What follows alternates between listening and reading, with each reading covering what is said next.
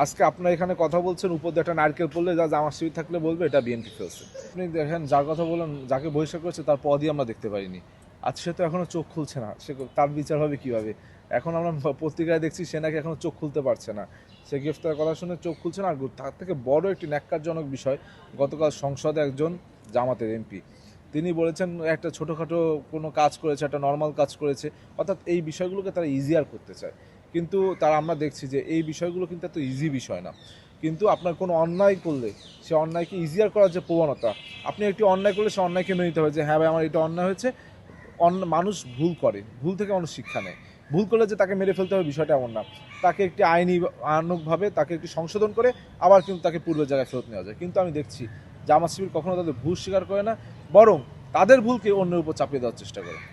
এই যে অন্য সময় আমরা দেখেছি যে তারা বিভিন্ন সময় প্রতিবাদ করেছে। তো কথায় বলে যে সুশাসন চাই, আপনার সৎ শাসন চাই, কিন্তু দেখলাম আজকে সকালে কিছুক্ষণ আগে সমকাল পত্রিকায় নিউজ হয়েছে খুলনা 6 আসনে জামাতের এমপি তার 13 টাকা তার এপিএস এবং আত্মীয় স্বজনের ভিতরে ভাগাভাগি করেছে। তারা বলছে সৎ লোকের শাসন চাই, কিন্তু তাদের সম্পূর্ণ কাজটা অসততায় ভরা।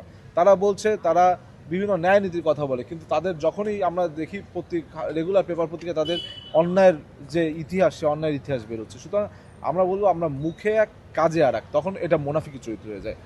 সুতরাং আমাদের মুখে যেটা বলি আমরা যেন অন্তরেও সেটা ধারণ করি, এটাই হবে একজন প্রকৃত রাজনীতিবিদের চরিত্র। এবং এটি হলে বাংলাদেশের মানুষ রাজনীতিবিদদের প্রতি গত 17 বছরে যে আস্থা হারিয়েছিল সেটা ফিরে পাবে। আচ্ছা আমিন, শিবিরের যে নেতা কেউ তার পদবি জানতো না বা তিনি শিবির করে এটা জানতো না।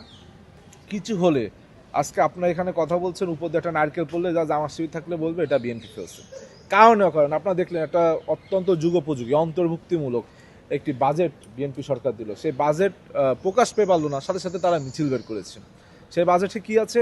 সেই বাজেটে আমরা দেখতে পেয়েছি মোটা অক্ষরে যেটা, যে অ্যালকোহলের দাম বৃদ্ধি পেয়েছে, আপনার সিগারেটসের দাম বৃদ্ধি পেয়েছে, এছাড়াও আপনার বিভিন্ন ধরনের যেগুলো আপনার বিলাসী সামগ্রী রয়েছে সেগুলো বৃদ্ধি পেয়েছে। সেইগুলোর প্রতিবাদে আমরা দেখলাম তারা বাজেটের প্রতিবাদে মিছিল করেছে। সেই বাজেট তো এইগুলোর বার্তা বহন করছে, তাহলে কি তারা এগুলোর বিরুদ্ধে? এবং আমার কথা হচ্ছে, একটি বাজেট হলো, এখানে যদি আমরা কথায় কথায় কারণে অকারণে প্রতিবাদ করি, কোনো যুক্তি ধারে কাছে না যে, সেক্ষেত্রে তো বাংলাদেশ পিছিয়ে যাবে। তাহলে কি আমরা তো এটাই ধরে নিব যে 71 তারা যেমন বাংলাদেশকে পিছিয়ে নিতে চেয়েছিল, ঠিক একইভাবে 24শে গণ অভ্যুত্থানের পরে, জুলাই আগস্ট গণ অভ্যুত্থানে এত মানুষের রক্তে যাওয়ার পর, গত 17 বছর এত মানুষ গুম খুনের পরে আজকে যে একটি গণতান্ত্রিক সরকার প্রতিষ্ঠা হয়েছে, সেই সরকারকে যদি তারা বারংবার অসহযোগিতা করে, একটি ছেলে সে সে একটি প্রেম ঘটিত কারণে নিজেকে আত্মগোপন করেছিল, ধর্ষণ ঘটিত কারণ, প্রেম ঘটিত কারণে, কিন্তু পরবর্তীতে দেখা গেল বললো যে এটা নাকি বিএনপি সরকার গুম করেছে। অর্থাৎ এই যে মিস মেসেজ, মিস ইন্টারপ্রেশন, এমনকি জামাতের আমির নিজের ফেসবুক মিডিয়ায় কিন্তু এগুলো প্রকাশ করেছে যে গুম করা হয়েছে তাকে। অর্থাৎ গুম কিন্তু খুব কঠিন ব্যাপার। গত 17 বছর যাদের গুম করা হয়েছে তাদের পরিবার জানে গুম কী জিনিস।